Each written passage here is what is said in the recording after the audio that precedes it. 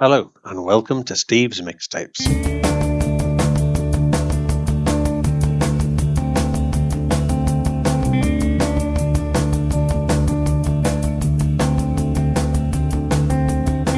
My guest mixer this week is another one of those people that I know via a music forum, and in this case, the one dedicated to the wedding present. And like a couple of other guests, we've known each other online for many, many years, but we are actually meeting, albeit on Zoom, for the very, very first time. He hails from Wethersfield in Connecticut, but he currently lives around and about Boston in Massachusetts. So welcome to Steve's Mixtapes, Derek Peplau. Steve, thank you very much for having me on. It's nice to virtually meet you. Yes, for the very first time, because it's oh wow. I mean, I can't think when. I think I joined Scopy Tones as it was then back in something like 2006, I think, and you were around. I think it was like 2007. Yeah.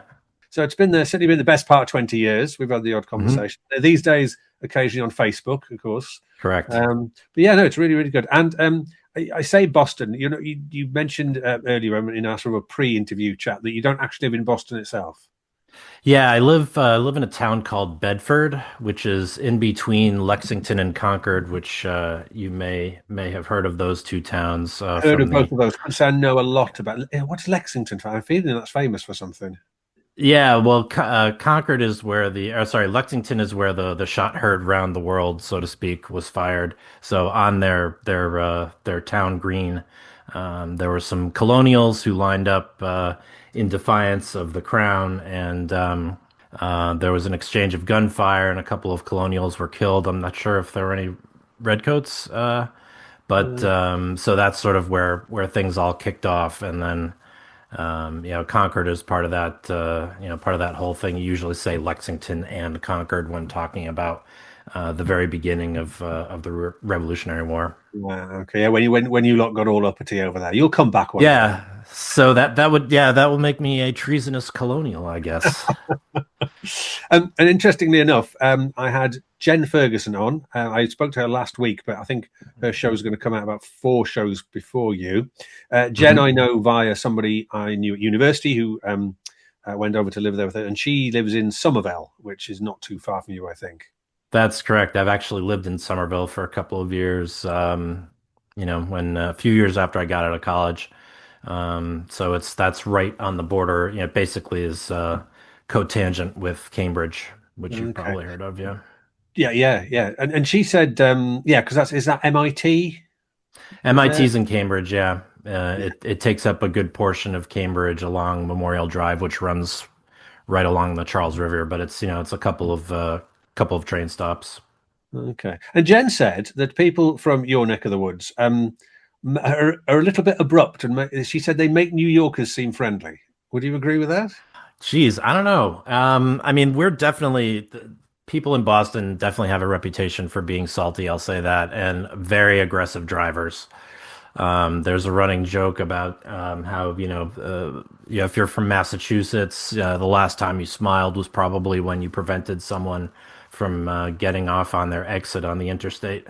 Okay. And we're big rivals, obviously, with New York in terms of sports and a bunch of other things. But I would say we're salty maybe, but in different ways. Okay. And I said to her that probably the thing that most UK people think of when they think of Boston is, can you guess what that might be? Oh, I was going to say the Revolutionary War, but no, I don't know. Something a little bit more contemporary than that. Oh, well, right now it's one of the sites of the World Cup. I can All right, okay. No, I was actually thinking. Yeah. I think the thing that, well, certainly many British people think when they think of Boston is Cheers. Oh, of course. Yeah, here's a funny story about that. I have actually walked, ridden a bike, or driven past the location that they show for like the external shots of the show. Yeah. I mean, dozens and dozens of times in my life. It's right downtown, right on the corner of is it the Common or the Public Garden? I think it's the Public Garden. Anyway, I have made it a point of never going inside because I don't want to dispel the idea that I'll just walk in there. There'll be, Cliff and Norm and Sam behind the bar. Yeah. So I've never gone in there on purpose. And the guy, I forget his name. Who's the guy who played Norm? Because he died recently, didn't he? George Wendt. That's Yes. right, yeah. Yeah. And he seems to have been actually reading up on him when he died. He seems to have been an all-round good guy, You George. seem like it, yeah. And he did a lot of other things. He was in Fletch. He was one of the beach bum drug dealer guys in the movie Fletch with Chevy Chase. He's been in a lot of other stuff, but of course he's most famous for being Yeah, Norm. no. And I saw a video shortly after he died. I don't know whether somebody made it sort of as a memorial to him or something, but somebody strung together every single time he walked into the bar and everybody shouted Norm. This is about like, That's a 73 of them or something. Yeah, it's great. yeah. That's he had some really great bon mots coming down the stairs there. Yeah, Yeah, it's he I did. watched that I watched that show quite a bit when I was a kid. Yeah. And so Weathersfield. Now it Hmm. sounds like the sort of, small town America that I'm sort of kind of fascinated with. I read a lot of Stephen King novels as a young man. Hmm. And it's Weathersfield sounds like the sort of place a Stephen King novel might be set in. It's yeah, it's not quite as rural as the. I haven't read many Stephen King books, but I have the impression they take mostly in more rural parts of Maine. Weathersfield is actually right outside of Hartford, which is the capital of Connecticut. But it's the oldest town in the state, 1636. I Okay. believe it was founded, and there were, it has some connections to the Revolutionary War. There's several houses that are what we call George Washington slept here's, because in fact Okay. he did. So it's got a lot of history there. There's some more contemporary history. We have a sitting United States senator who is from Weathersfield. He was actually one of my friends growing up. We had a few actors and actresses coming from Weathersfield. So yeah, there's a few things. Maybe the most interesting though is there is a house that's right next to the public library, which was hit on two separate occasions by a meteor. Same house. Oh, wow. Okay. Yeah. Oh. Well, I missed that because I looked it up, and the most interesting I could find out was that Malcolm X was in a car accident there. See, you're teaching me something. I did not know that. Apparently, he was rear-ended at a stoplight while traveling through Weathersfield. So there you go. There's a bit of learning for you. Wow. I And, have and, never, yeah, thank you. That's another piece of history I didn't know. and the last thing I was going to, before we get on to your mix itself, was I checked before we started that I had your surname correct, which I did, which is Peplau.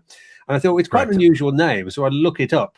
Now, we had a bit of a mad coincidence a number of episodes ago. A guy called Doug Evans came on. Hi, Doug, if you're listening. I know you're a regular listener. And he lives in North Carolina. And he said to me in advance, he said, I do have some Welsh ancestry. I'll look that up because, of course, I live in Wales. I'm not Welsh myself, but I do live in Wales.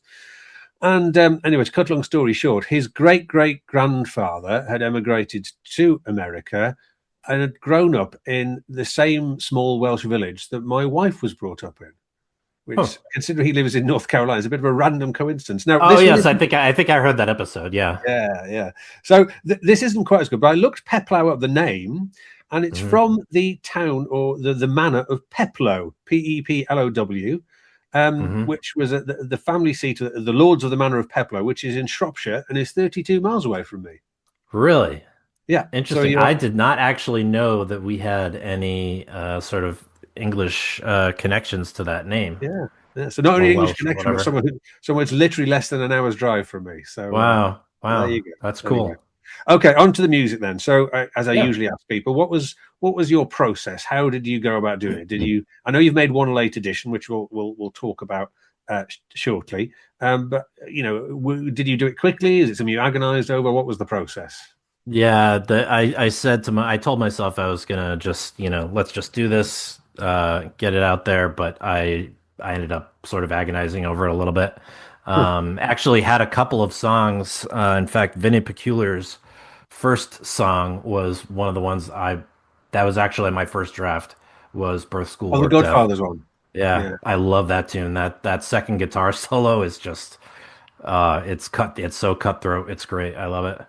But yeah, I put together a spreadsheet of a bunch of candidates and tried to, just without thinking about the categories first, and then seeing if I could backfill them to some of the categories. In a lot of cases, I could. In some cases, it didn't really work. So then I just kind of, listened to it in the car a little bit. It was like, nah, I don't want that one. Let's swap that out for this. So there was some back and forth for sure. And I told myself I was not going to do any swap outs because I'm sure you prefer it when we don't. However, I don't mind if there's plenty of notice, and actually, I'm glad. Well, we'll talk about that when we get to that one. But yeah, for a number of yeah, reasons, I was glad that you made that swap. But we'll come to that. And have you always been somebody who enjoys making sort of compilations and mixtapes? absolutely. Going back to, gosh, this would probably be like 1985.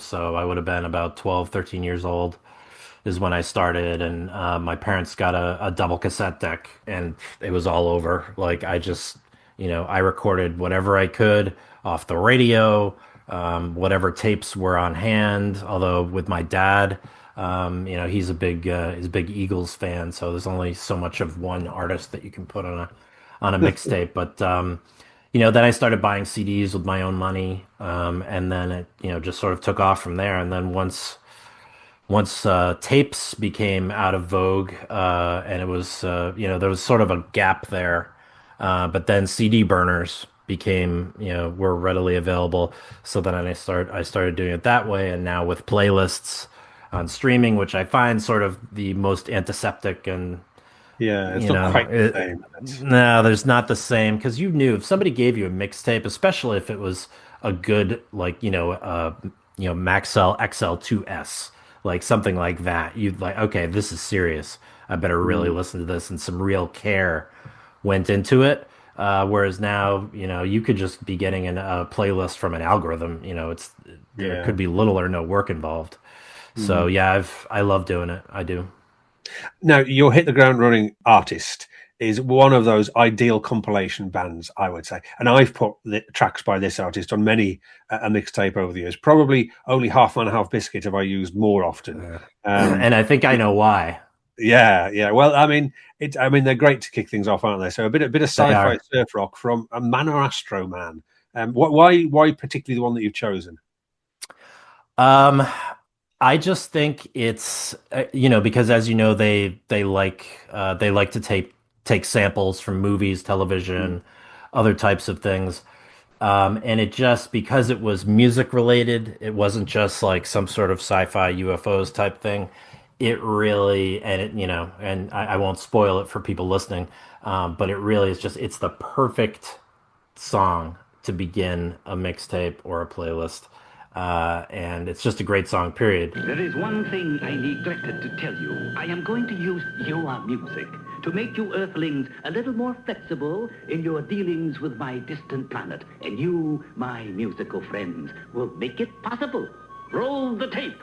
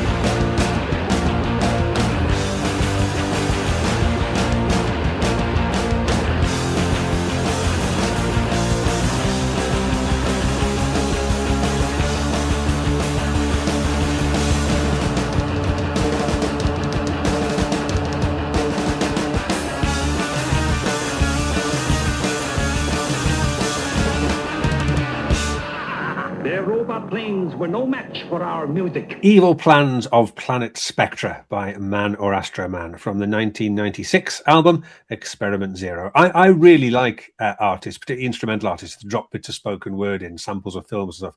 Some people I know dislike it intensely, but I really, really like it. I've always been a bit of a sucker for that.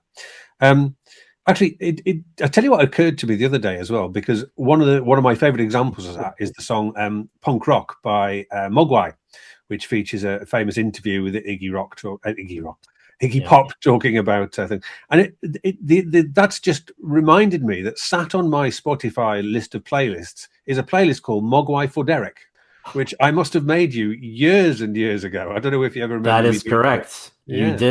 You did, and I actually still have that, and I ported it from Spotify over to Tidal when I switched services. So I still break that out periodically. Yeah, I credit you with, because I think I said to you, I don't get Mogwai. Like what's the deal?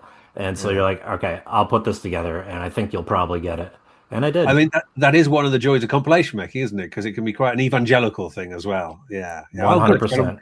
I'm glad, because I've made many for people over the years, but I've hung on to that one because if I have a fancy bit of Mogwai, it's still a pretty top-notch compilation. Okay, Eric, so we're moving on to your Something New track.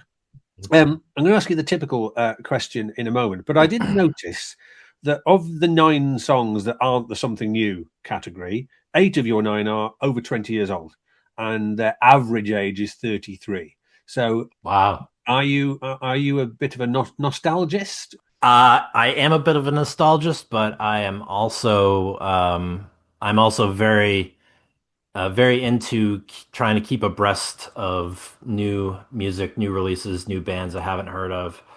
So how do you go about doing it? Because it's quite difficult these days, isn't it? It's very difficult. It's it's kind of like trying to push fog uphill with a sharp stick sometimes.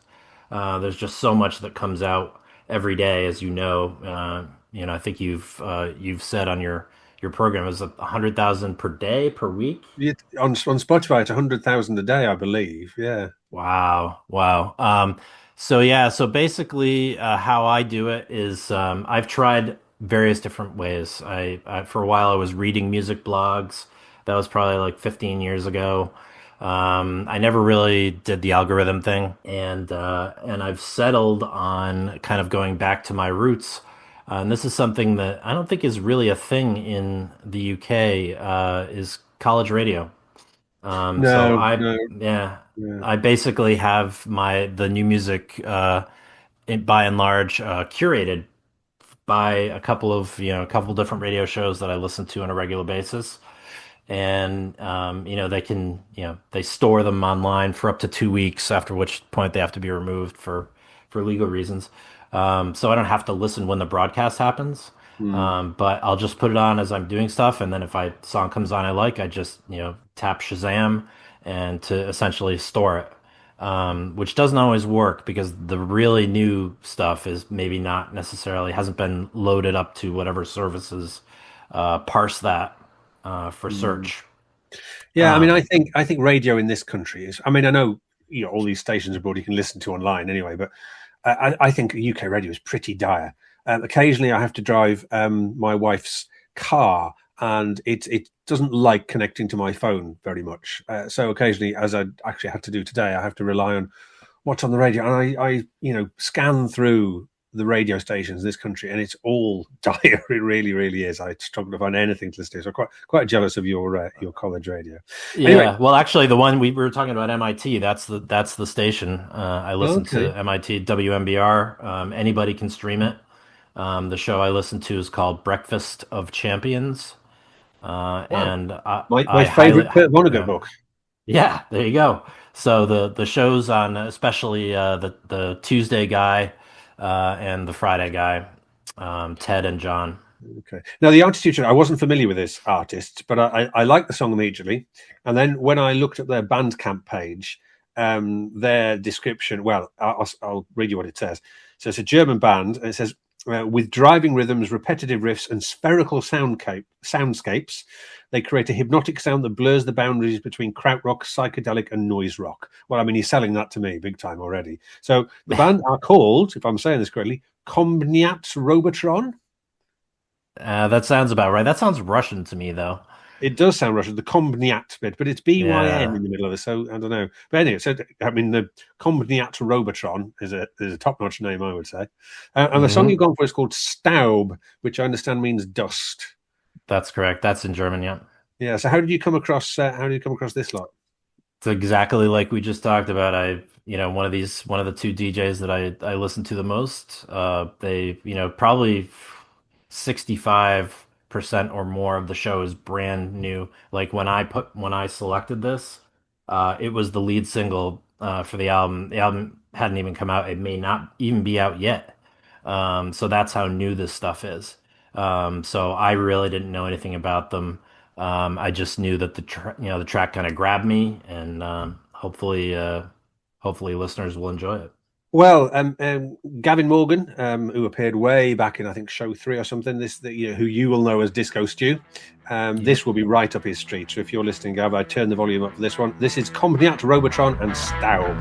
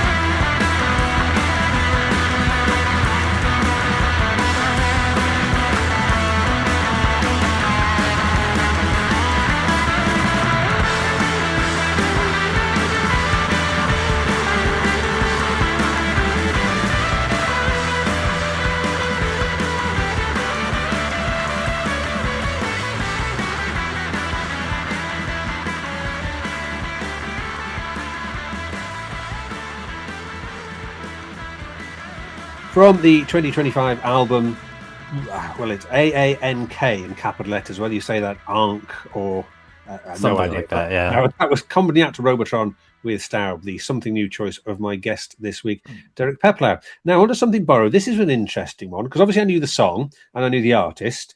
I didn't know their cover version of this song, which I think is a Toots and the Maytals song originally.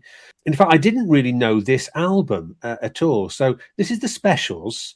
It's an album called Today's Specials, which came out in 96, so a long time after the first couple of albums. And it's not very well regarded when you look it up. So when I looked at reviews, there's one on AllMusic that said, on this, the specials are but a pale imitation of yesterday's heroes. And Today's Specials, name of the album, not only adds nothing to their legacy, it also dissipates much of the old magic, which I thought was a bit harsh.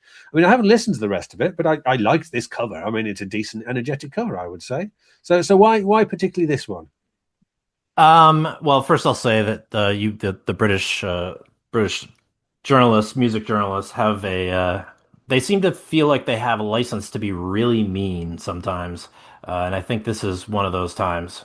Well, we sort of invented the build them up and knock them down culture. That's very much but sometimes I'm reading some of these music reviews. I can't believe how harsh they are. It's like, yeah, but anyway, when people become successful, we have a bit of a thing about people getting too big for their boots and needing to be taken down a peg or two, I think. Well, yes, that I can support. But, anyway, why this song? I think it's a great cover. I actually, this is probably heresy. I actually enjoy it more than the original. It is apparently in the film Grosse Pointe Blank, which I have not seen, so that's not where I found it. No, I haven't.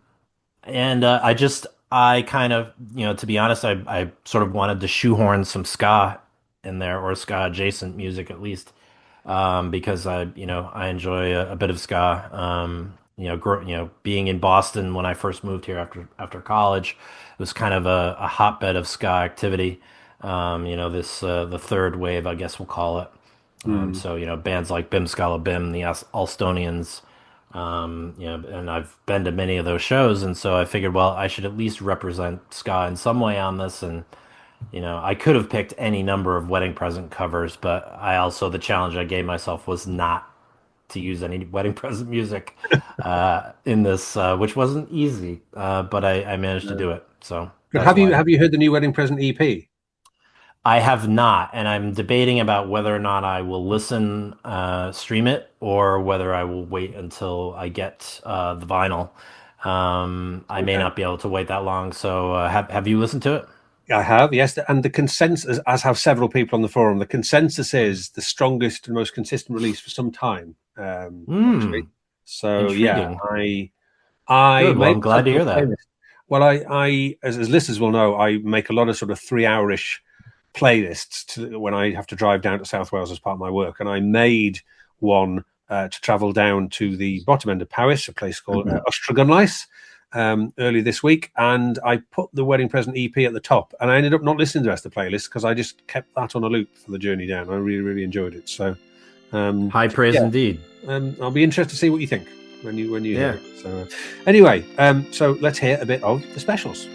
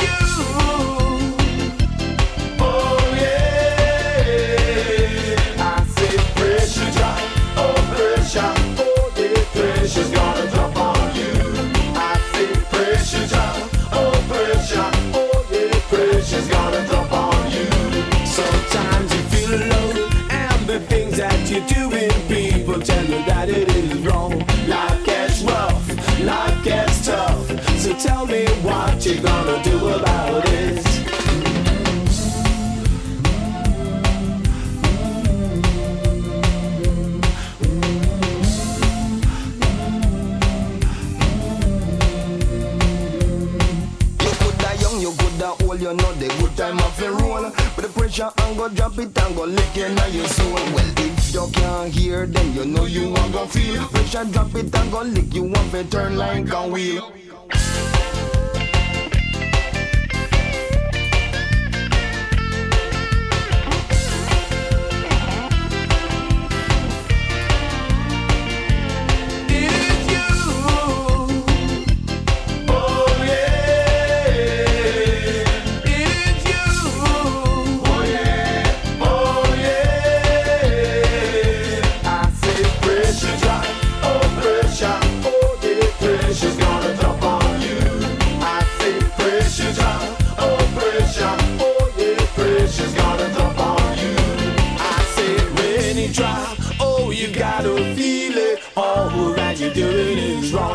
I said when you drop, yes, you gotta feel it. All that you're doing is wrong. It is you. Oh yeah. It is you. Oh yeah. I said pressure drop, oh pressure, oh yeah, pressure's gonna drop on you. I said pressure drop, oh pressure. Pressure's gonna drop on you. Pressure drop, oh pressure. Pressure's gonna drop on you. Pressure drop, oh pressure. Pressure's gonna drop on you. I said pressure drop, pressure, pressure, pressure. Pressure's gonna drop on you. I said pressure drop, pressure, pressure, pressure. Pressure's gonna drop on you. I said pressure drop. Right, Derek, on to your something blue choice. Now, people can go for something just with blue in the title, or they can go for something very sad and melancholy, but you've gone for the blues, in fact, specifically gone for blues rock, really, and an artist I wasn't familiar with, but and this won't be to your average indie kid, I guess, won't be necessarily to their choice, but to their taste, but I like this a lot. I like a bit of this sort of thing. And so it's Dave Thompson, who sadly died quite young, didn't he? Died age 40 in a car accident. Also known as Little Dave Thompson, from Jackson, Mississippi, and that's about as much as I know about him. But this is proper good barroom blues rock, isn't it? Yeah, it's great. The only reason I know about this, and I have never heard it anywhere else, was I got a compilation CD back in, I think, 1996. That had this track on it, and I wasn't really expecting much. I was like, well, I'll just listen to the whole thing. His guitar playing totally blew me away. Now, one cool thing about him was and you'll sort of hear this, I think, when you listen to the song. He plays the guitar with a quarter instead of a plectrum or guitar pick. And he sprays his strings down with WD-40 to make them, more lubricated and slippery and able to I think you can hear that on the track, but it's just a blistering guitar, playing. It's fantastic. So yes, if you're suspicious about listening to the blues, this track rocks. I highly recommend it.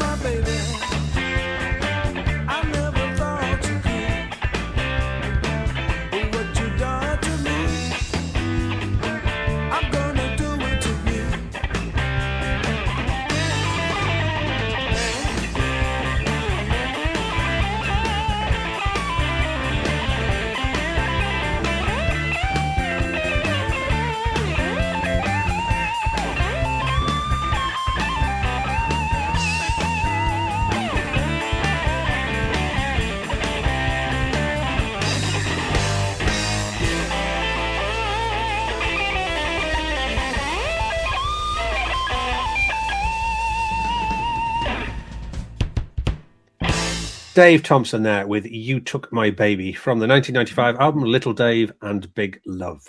Now, Derek, we're on to a song that we mentioned earlier. This is the one that you changed fairly last minute. I mean, you gave me plenty of notice, really, because it was only the one change. And I'm really glad that you chose this, A, because it's a band I really love. It's a song of theirs I know and really like. But not only that, you supplied me with a backstory to the song that I had no idea about. So this is Voice of Harold by REM. Now, I know this from the Dead Letter Office album, which I had back when I was a student, which was very much the rage then, you know, a sort of miscellany of B-sides and obscure covers and all the rest of it. And it's those of you who own the album Reckoning, it's on, isn't it, will know the song Seven Chinese Brothers. And I just thought this was an early version of that song when he hadn't worked the lyrics out properly. But as it turns out, and I'll put a link to the whole story on the webpage at stevesmixtapes.com.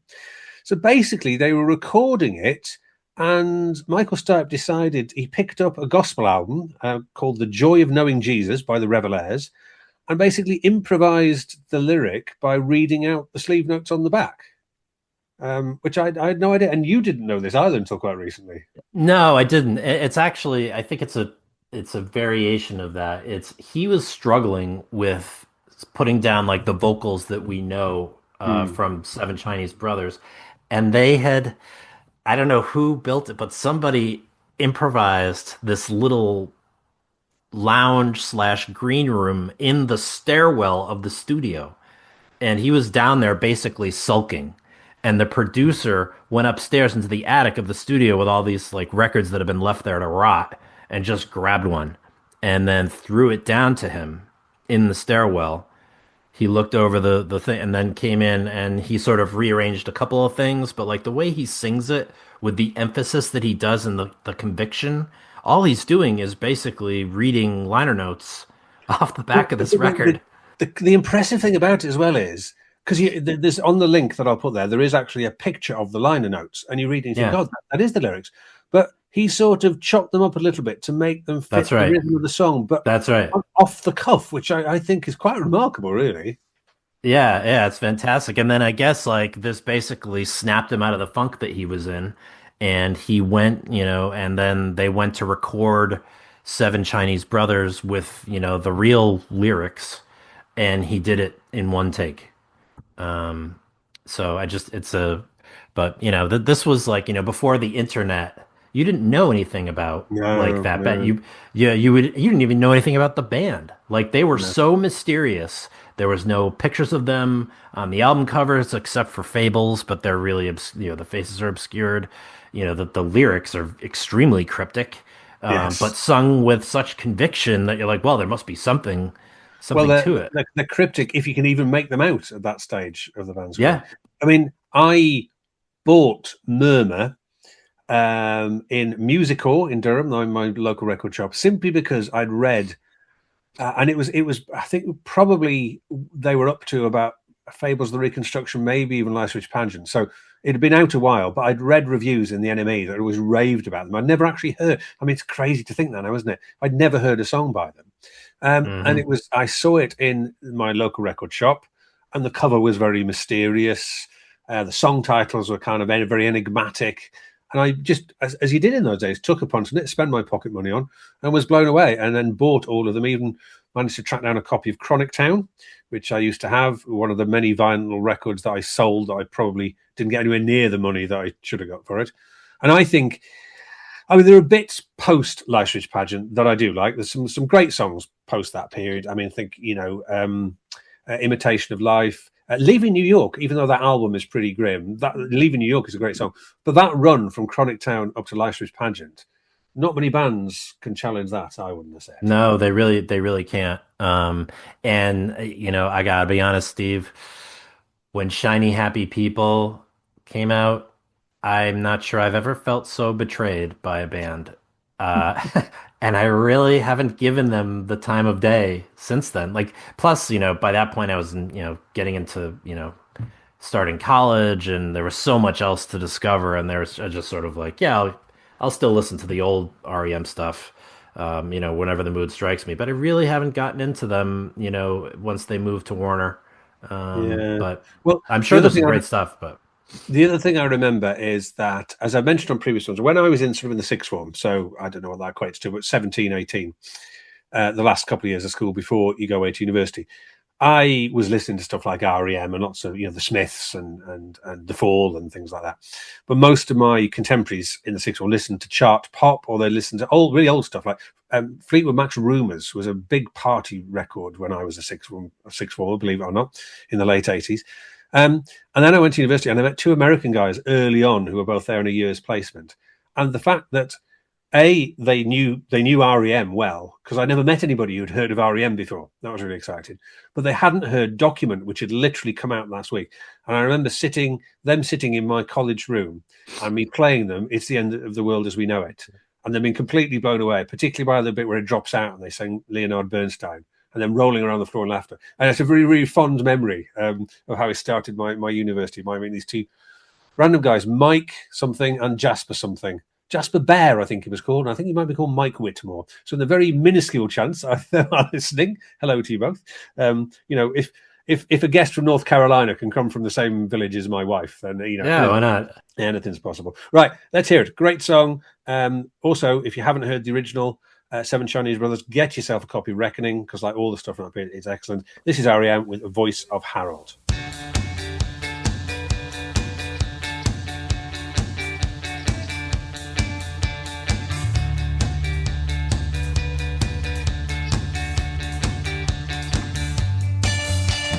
Reverend Bill Funderburg, since he cared that much for me.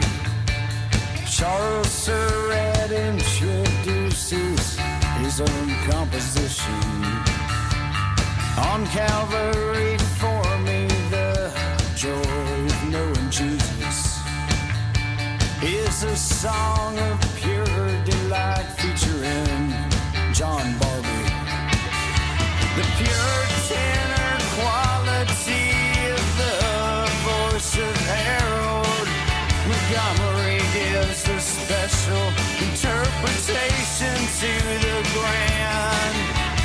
Oh, him, the rugged cross. Chill bumps appear and I am frozen in the web they weave as they reveal their innermost selves with the outpouring of their hearts. On and on, the songs roll on, and soon you are caught up in the sermon, each rendition, as you come to feel the devotion, dedication that is poured forth. Suddenly, you know they're real, they mean it. Let your light so shine could not be more aptly applied, as there shines a light from heaven on your heart. Through their singing as an artist, Rhonda Montgomery exemplifies piano's artistry. That's Rhonda, an artist. This album can be the instrument to mend the broken heart, or to straighten out your life through the sincere testimony and the songs of the Revelaires. A must. J. Elmo Fag, founder and leader of the Blue Ridge Quartet. For 23 years, from Temple Records, LST 390. Planning to make a record, we are associated with the United Music World Recording Studios, Incorporated, West Columbia, South Carolina, the finest sound available anywhere. The joy of knowing Jesus, produced by Joel Gentry. Cover, backliner, design, resort. The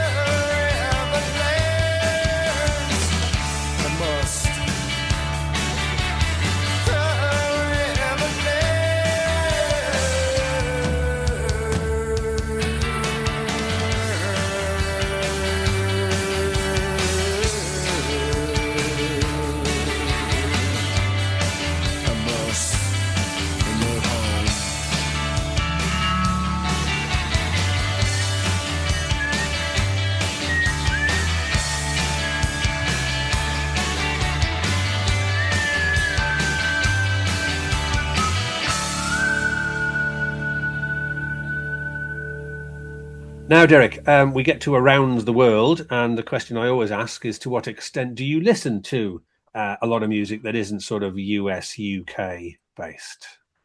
Um, I listen to some, but I don't make it a point to seek it out. However, in the last few years, there has been a lot more that has been curated for my benefit on those college radio programs. So there's, artists from France, from Finland, from Germany, from Russia, from places in Africa, from, you know, Peru. Like, there seems to be a burgeoning shoegaze scene in Southeast Asia. Who knew? Mm. And so just from all over, and you can't, in a lot of cases, you can't tell where they're from because they're playing music of a style that I'm more familiar with. So that may be sort of cheating. I don't find myself listening to a lot of bouzouki music and Mm. things like that. But yeah, that's whatever I do is sort of, I don't really care where something is from. If I like it, I like it. Well, we've been to lots and lots of different places on Steve's mixtapes. In this slot, we've been to Cambodia, Japan. We've been to Mongolia twice, believe it or not. Twice, So lots of wow. different choices. But I think this is our first trip to Russia. Now, I knew the name of this band, so it's Pink Shiny Ultra Blast. But A, I didn't know they were Russian, and B, I had it in my head. I don't think I've heard them before because I had it in my head that they were sort of bubblegum pop punk type stuff. Like, I don't even remember Biz or one of those sorts of groups. That sort of bouncy, shouty, fun. Yeah, punk. yeah. But they're nothing like Yeah. that at all. This is proper dreamy shoegaze stuff, isn't it? Yeah, it's the new wave of Russian shoegaze. Um, it's there, and they've made this is from their first EP, and they've made, I want to say they've made at least 4 albums since then, which usually have at least 3 or 4 good tracks on. Some are just kind of like whatever. But this was the song that absolutely grabbed me. I was like, wow, what is this? I have to find this. The bass playing on it is phenomenal. The atmosphere, her singing. I mean, it's just a fantastic song. The rest of the EP is great. But I'd say, if you're interested in shoegaze and you haven't heard Pink Shiny Ultra Blast yet, well, you're about to get a chance, and their albums are also definitely worth checking out.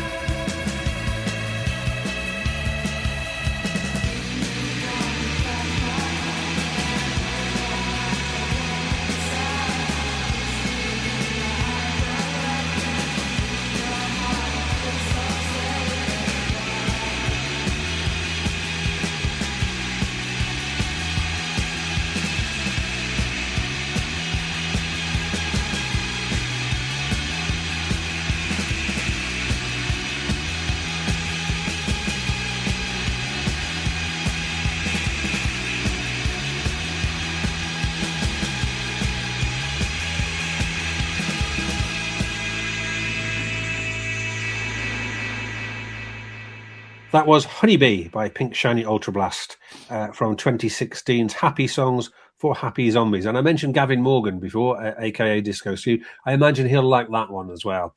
He's a big shoegaze man. So there we go. Right, on to your wildcard. Very pleased to see this here. This is an album I bought in my student days. I bought it, again, in a record shop, not knowing who they were or knowing the connection to previous bands, which we'll come to in a minute. I bought it on the strength of one song title on this album. Can you guess which one that was, Derek? Let's see.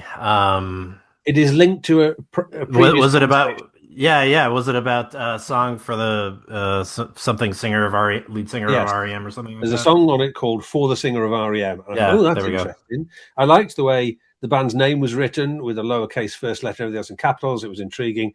So I didn't know anything about Mike Watt or the Minutemen or anything like that. I just bought it on the strength of that song name, but really, really loved it. So, this is Firehose from 1986's Raging Full On. I think this is the opening track, isn't it, Brave Captain?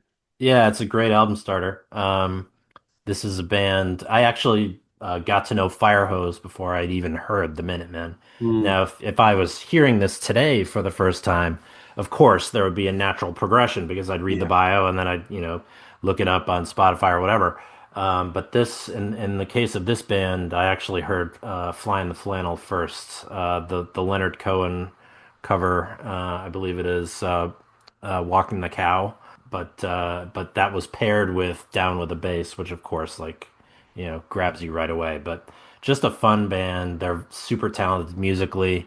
Watt is a sort of a bass legend, self-taught apparently, and they're just I never get tired of listening to this album.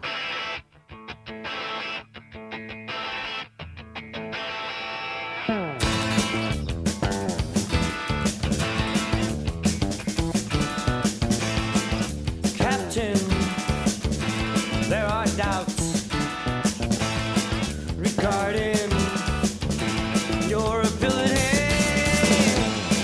to lead them. The men lead them.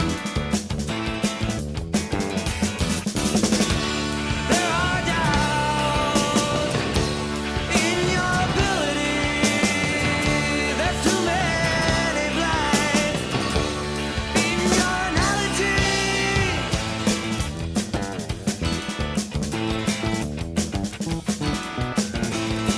Lieutenant, there is talk pertaining interpretation of problems. Describe them. Problems. There are doubts in your ability.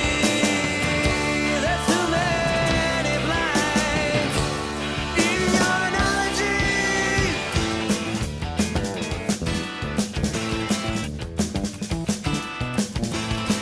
The enemy turns captain. The captain turns civilian. The lieutenant becomes casualty. The lieutenant becomes casualty.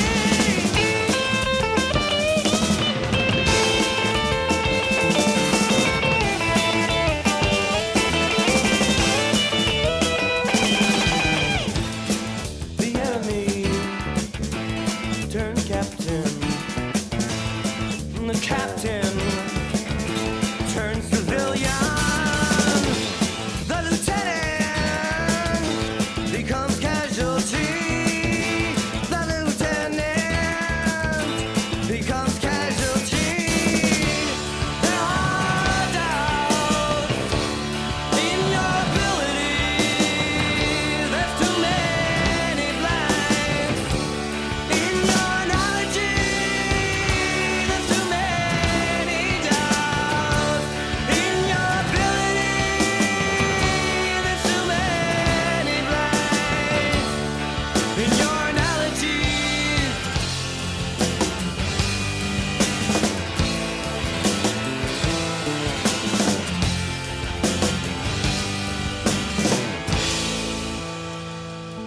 Brave Captain by Firehose. And I've just realised, Derek, before people write in and complain, I made a slight factual error when I looked at it because I didn't buy this album. I bought Iffen, their album after that. That's the one with For the Singer of R.E.M. on. So just before anybody sort of starts getting their red pen out to write me an angry missive.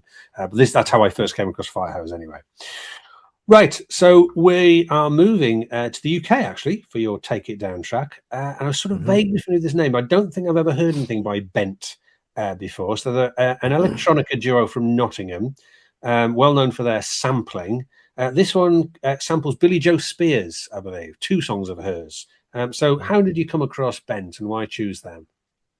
Again, I think it got played on the radio, and I just made note of it. The sound is very sort of country. It reminded me a lot of Austin, actually. Okay.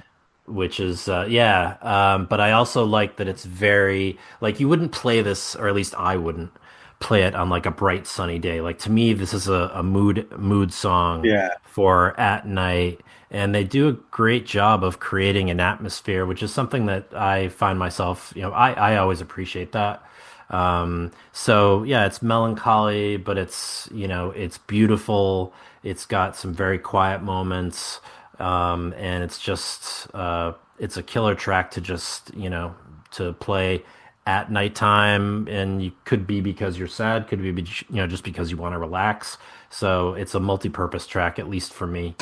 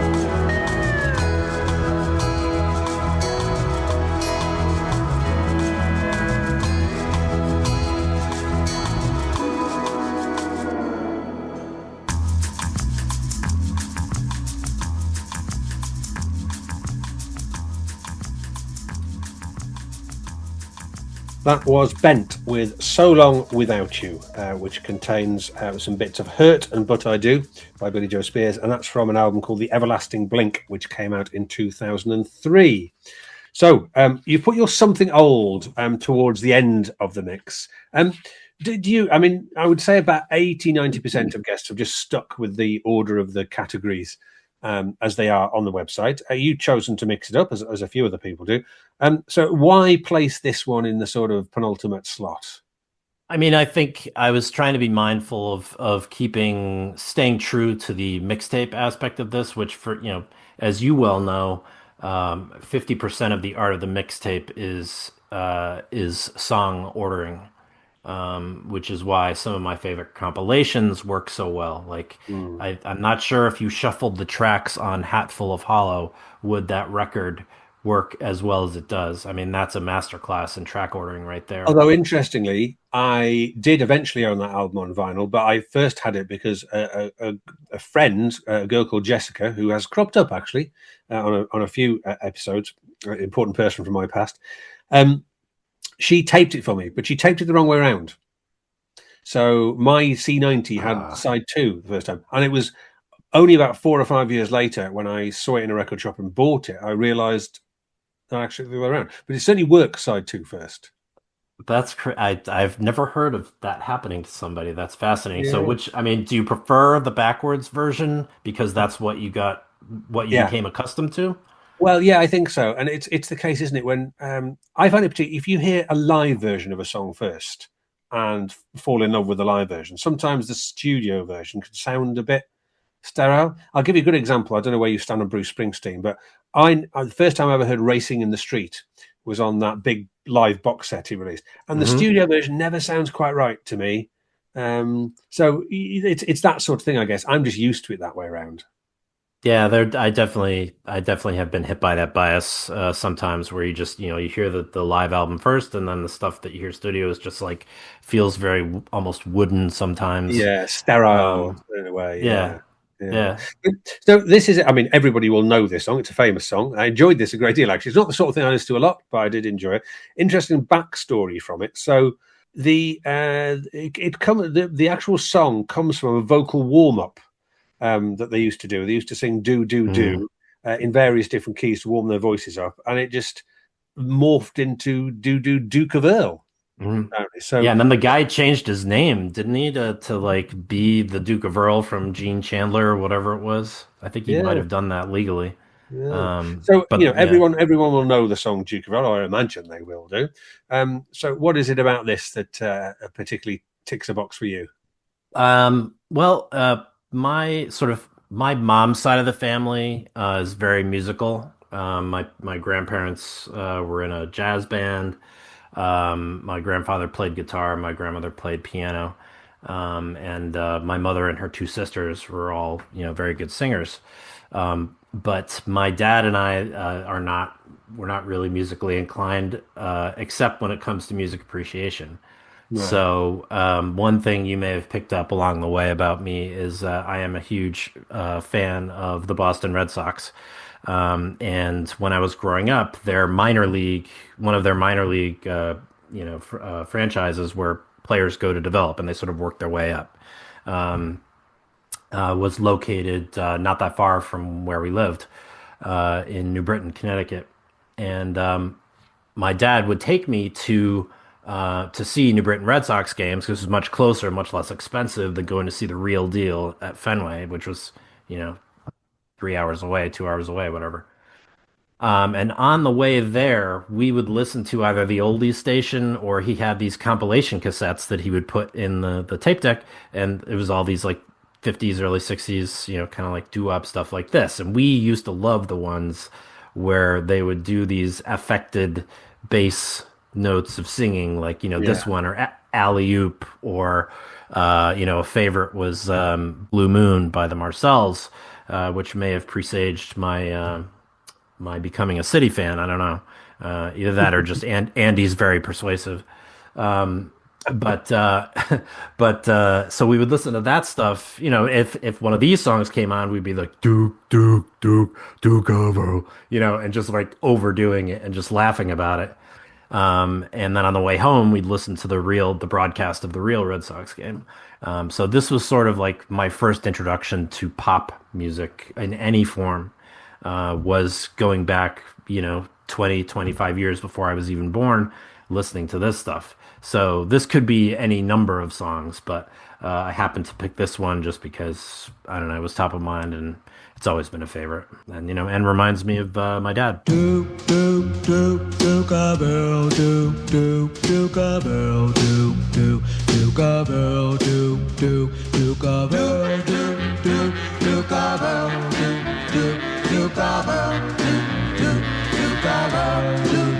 As I walk through this world, nothing can stop the Duke of Earl. And you are my girl, and no one can hurt you. Oh no, yes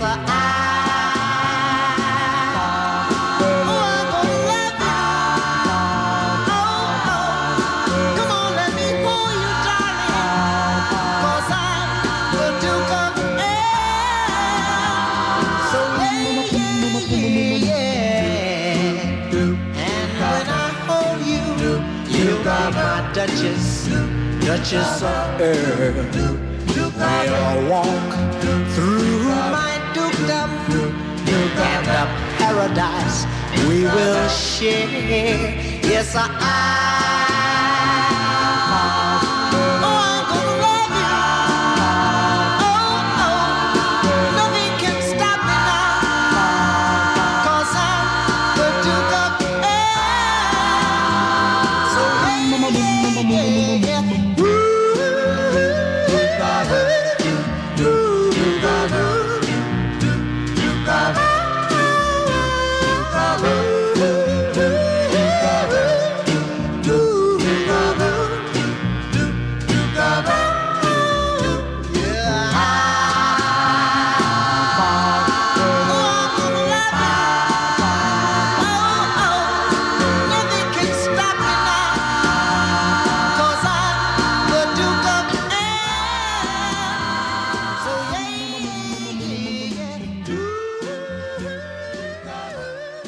Gene Chandler with Duke of Earl. Now, before we get to the finale, a couple more things, Derek. Now, I'm speaking to you just before Christmas, but I do record these in a bit in advance. And at the moment, you're scheduled to go out on Valentine's Day, funnily enough. Oh, nice. Now, there aren't any love songs, or not certainly many. I'm just looking back over this. There aren't really songs on here you describe as love songs. Is that because they just didn't fit the mix, or would you describe yourself as a romantic person? Yeah, I mean, I listen to plenty of songs about relationships. Many of those are about relationships that have not worked out. As I'm sure you can imagine. I mean, that's quite a lot of Hatful of Hollow, for example. Yes, yeah. For to pick an example entirely at random. But I would say I'm a bit of a romantic, not a huge amount, but a lot of the music that I listen to, the subject of those songs, like so many pop songs, is about boy meets girl, boy gets together with girl, and especially boy loses girl. Yeah. That seems to be the stuff to which I'm more drawn. But yeah, I'll listen to ones that are particularly when you're in between. So I know about the ages of 13 and 19, people write songs from that point of view, and they appear to be writing it exactly as you're experiencing it. That's completely That's about correct. me. Like, how did they know? Yes, I know. Billy Bragg did quite a few of those as well. Yes. The Saturday Boy in particular, I used to think, how does he know what I'm going through? But there we go. Now, we are coming up to Christmas. I won't ask you about Christmas because that's going to seem a bit odd when you get broadcast in February. But I will ask you about what does 2026 have in store for you? It's a lot to do with college and not my own. My oldest was just accepted to college. So we're going to be making a trip or two down there before he matriculates officially in August. And so how old is he? He is 18. Okay, Yep. so I've won the same age. So he's doing Yes. his final year, year 13. It's called here. His final year. He's taking his A-levels, and he hopefully will be off to Cardiff University, is where he wants to go in next year to do psychology. Yep. Yeah, I don't know what major to expect, but my oldest just got an early decision to Villanova, so we're all very very happy about that. Actually, Villanova, the alma mater of our current pope. Oh, okay. Oh, there's a random fact for you. Okay. Yes. Right now, and then my youngest will begin the same process, visiting schools and all that stuff. So it's going to be a busy year from that perspective. Okay. Right then. So on to your finale. Now, I must confess, obviously, I remember this band at the time. I would have seen them on Top of the Pops and all the rest of it.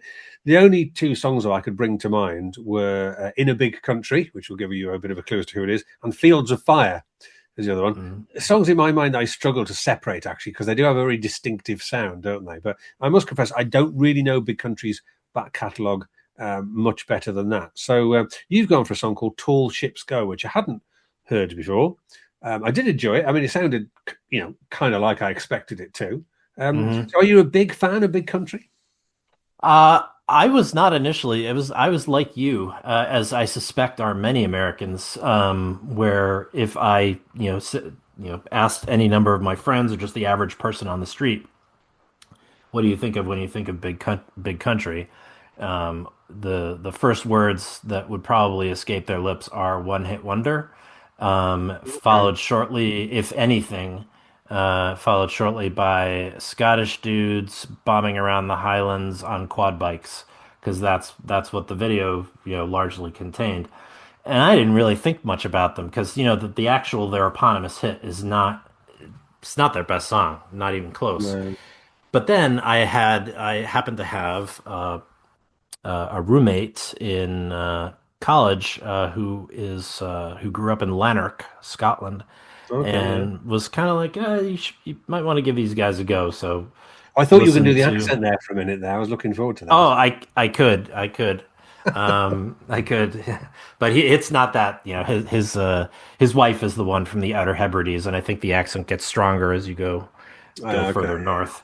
But he's like, yeah, you should give this a shot. And I listened to the whole of The Crossing over Christmas break. And it blew me away. I'm like, how have I missed out on all of this? But they just didn't make an impact here. And I think that the debut album, I think that is a phenomenal record. Same thing with the follow up, which is where this particular track comes from, Steel Town. Just superb album. And they were really, great musicians. I mean, I would say one of the most underrated rhythm sections of the decade, frankly. They're just superb.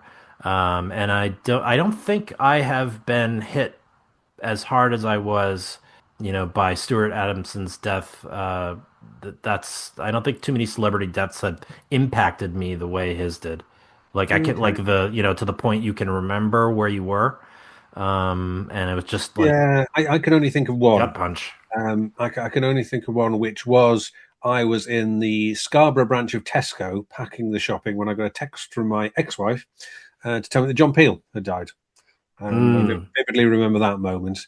I don't think there's many other famous people that have really particularly shaken me, but I definitely remember that one. But it's funny. My other memory as well of Big Country is seeing them on Top of the Pops and thinking that it was quite a nifty idea that they made the guitar sound like bagpipes. Yeah. Which is my particular memory. But no, I did enjoy this, and I will endeavour to try and listen to some Big Country albums, which I never have done before. But they are joining a long list, because one of the things about doing about an interview a week for this show is I've got this huge list of, that sounds quite good. I must, I've never really listened to them properly, but the list goes on and on. I have a very similar list, Steve, and it's very slow going to get through it, unfortunately. It is. Thankfully, I spend a lot of time in the car in my work, so that does give me a bit of opportunity, because being in a household with 3-year-old twins is not particularly conducive to a lot of music listening. I haven't looked at my Spotify Unwrapped, but I imagine it's dominated by nursery rhymes and Baby Shark, I would think. So there we go. Anyway, on to your finale. So this is Big Country, and this is Tall Ships Go.